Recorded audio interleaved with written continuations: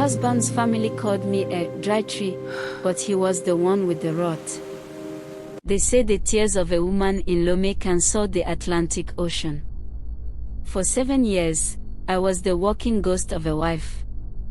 In my husband's family house, I was not Abla, the woman who loves to cook and dance. I was just the barren one. My mother-in-law would sweep the floor around my feet as if she were sweeping away bad luck. She would point at the stray dogs in the street and tell me even they were more useful to the world than I was. My husband, Coffee, would just sit there, sipping his palm wine, looking at me with pity that felt like a knife. He let them tear me down to build himself up. But Coffee had a secret, a dark one that lived in the shadows of our bedroom. He wasn't just a man who couldn't have children, he was a man who had traded his seed for a power he couldn't even control. I thought my heart was broken, but the truth was much scarier. I was never the problem. I was just the shield he used to hide his curse. Sit back, relax and enjoy this story.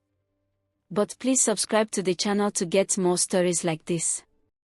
The heat in Togo during the dry season is not just a temperature, it is a weight. It sits on your chest like a heavy stone. In our small house near the Grand Market, that weight was always there. Every morning started the same way. I would wake up, wash the courtyard, and prepare the akum for Coffee. Before he left for work, his mother, Mama Akosi, would come by. She never knocked. She would walk straight to our bedroom door and sniff the air, looking for the scent of pregnancy that never came.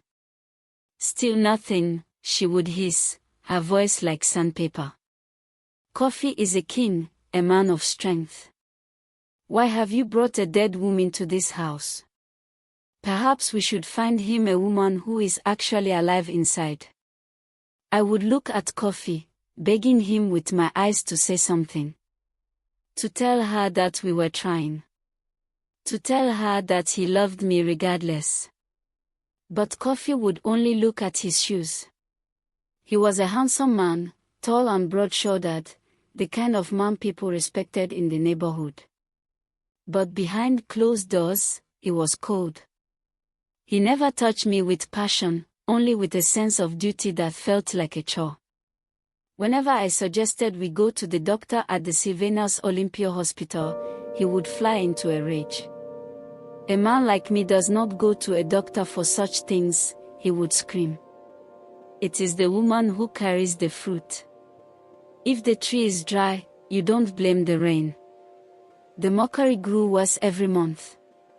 At weddings, the other women would pull their children away from me, as if my condition was a disease they could catch. My own sister stopped calling because my mother said I was a disgrace to our lineage. I spent my nights crying into my pillow, wondering what I had done to anger the ancestors. I fasted, I prayed at the cathedral, and I even went to the herbalists in the mountains of Polim. They gave me bitter roots to drink and told me to bathe in the river at midnight.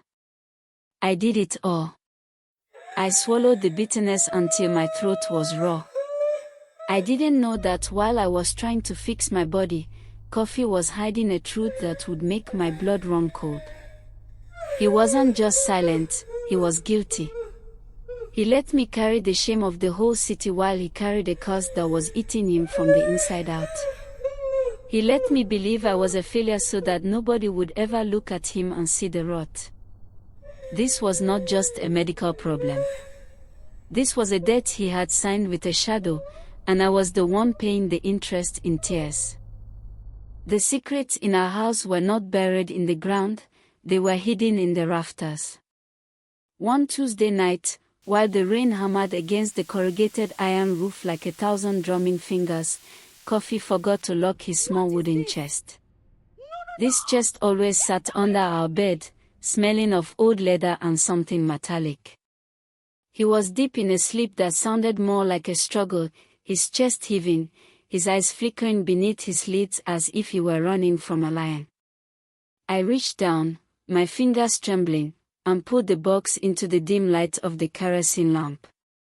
My breath caught in my throat. Inside was not money or documents. There was a small, carved wooden figure of a man, wrapped tightly in copper wire. The wire was dug so deep into the wood that the figure looked strangled. Beside it was a vial of dark, dried blood and a piece of my own hair, stolen from my comb. The realization hit me like a slap. This was not a medical tragedy, it was a sacrifice. I remembered then, years ago, when Kofi was a struggling apprentice, he had visited a man in the bush near Aniho. He had come back with a sudden, strange luck. He got a job, he got a house, and he got me. But the cost was his vitality. He had traded his ability to father a child for the appearance of success. He had tied his own seed to ensure he never lost his worldly gains. The copper wire around the wooden man was the physical manifestation of his choice. He had chosen to be a big man in the eyes of the neighborhood over being a father. And to keep his secret, he had allowed his mother to skin me alive with her words every single day. He watched me drink those bitter herbs, knowing they would never work because the lock was in his hands. I felt a cold rage rise from my toes to my head. It was a fire that didn't burn, it froze. I looked at his sleeping face, the face of the man I had prayed for, and I saw a stranger. He wasn't a victim of a curse from an enemy, he was the architect of his own darkness. He had sacrificed my reputation, my mental health, and my future just to keep his pride intact. As the thunder rolled over the hills of Lome, I realized that the barren one was not me. I was the one full of life, while he was a hollow shell filled with copper and greed. I didn't scream. I didn't wake him. I carefully put the box back and pushed it under the bed. My plan began to form in the silence of that room. If he wanted a legacy so badly, I would give him one, but it wouldn't be the one he expected. I would reclaim my name, and I would make sure the weight he put on my shoulders was transferred back to his own, until it crushed him. The morning after I found the chest, the air in our compound felt different. It was thicker, as if the walls themselves were holding their breath. I watched Kofi eat his breakfast, his hands steady, his face calm. How could a man look so peaceful while he carried a graveyard in his pocket? I didn't say a word about the copper wire or the wooden man. Instead, I told him I was going to visit my aunt in Kolim to seek a different kind of spiritual cleansing. He nodded, barely looking up from his bowl. "Go," he said, his voice cold. "Maybe this time the spirits will finally take pity on your empty belly." He didn't know that I wasn't looking for a blessing. I was looking for the man who had helped him tie the knot of our misery. I traveled for hours, the taxi bros bouncing over the red dirt roads of the Plateaus region. The lush green hills usually brought me peace, but today they looked like hiding places for monsters. I found the old man, a herbalist named Mason, living in a hut surrounded by baobab trees that looked like they were reaching for the throat of the sky. I didn't come with tears, I came with the little gold jewelry my mother had given me for my wedding. I laid it on his mat. "My husband, Kofi, came to you years ago," I said, my voice as sharp as a machete. "He bought success with his seed. I want to know how to untie what he fastened." The old man looked at me, his eyes milky with age, and he laughed. A dry, rattling sound. "He didn't just tie his seed, daughter," Mason whispered, leaning closer. "He tied your life to his shadow. If he has a child, he loses his wealth. If he loses his wealth, he loses his mind. He chose the coins over the cradle." My heart shattered again, but this time, the pieces turned into glass shards. He hadn't just made a mistake, he had made a contract that required me to be a sacrifice forever. The old man told me there was only one way to break it. I didn't need to pray. I didn't need to drink more bitter tea. I needed to take the wooden figure and the copper wire and place them in the hands of someone who truly loved him. The curse only breaks when the one who guarded the secret becomes the one who reveals it, he warned. I returned to Lomé with a heavy heart but a clear mind.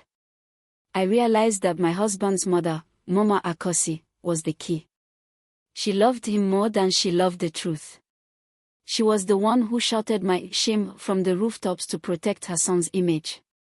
She thought she was protecting a king, but she was actually nursing a snake. I went back to our house and waited for the right moment. I watched Kofi sleep, his breathing heavy with the weight of his stolen prosperity. I realized then that I didn't want him to just be fixed. I wanted him to feel the shame he had forced me to wear like a second skin. I wanted the whole neighborhood to see the dry tree for what it really was, a man who had traded his soul for a fancy house and a cold heart.